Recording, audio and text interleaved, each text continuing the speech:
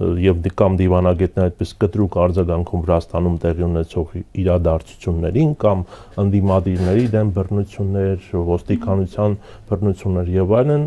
բայց Հայաստանի պարագայում լռում են, որովհետեւ նմանատիպ դեպքեր եւ բռնաճնշումներ եւ կալանավորումներ եւ քաղբանտարկյալներ նաեւ Հայաստանում կան։ Դե այդ հարցը թե ինչու են լռում կամ ինչու չեն լռում, ինձ թվում է առաջին հերթին պիտի հենց եվրոպական քաղաքական գործիչներին ուղղեք եւ ոչ թե ինձ, բայց Վրաստանի պարագայում ելի եմ գրկում 2022 թվականը շատ մեծ նշանակություն ունեցավ եւ այդ բեկումնային տարին էր հարաբերությունների առումով, թեև 2023 թվականին, ինչպես հիշում եք, Վրաստանին այդ ժամանակ անդամակցության տեխնացուի կարգավիճակ տրվեց, այսինքն այդ մեկ տարին Վրաստանում այսինքն սկսվեց պատերազմը, այդ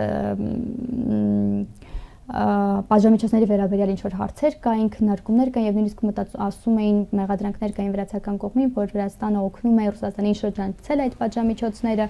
հաշվի առնելով որ ամբողջ աշխարհը սկսել է տարբեր տարածք բաժամիջոցներ կիրառել, բայց ապացուցված այդ փաստահեն, այսինքն տեղեկատվությունը դրա մասին, որպես այդպեսին այդպես էլ չհայտնվեց եւ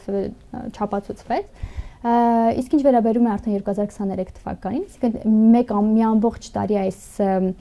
խմորումները եղան եւ 2023 թվականին Վրաստանը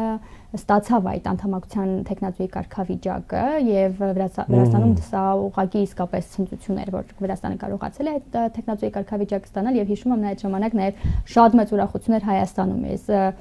հայկական սոցցանցերում այդ բուրըն էմոցիոնալ շնորհավորանքները Վրաստանին, որ ուրախանում են վրացիների համար։ Այս մեկ տարվա ընթացքում հարաբերությունները այնքան լարվեցին եւ հարաբերություններում այնպիսի լուրջ խնդիրներ առաջացան, որ Եվրոպական միությունը եւ Վրաստանը կարողացան հասնել այն կետին, որում են հիմա եւ այդ կետը ճգնաժամային լուրջ,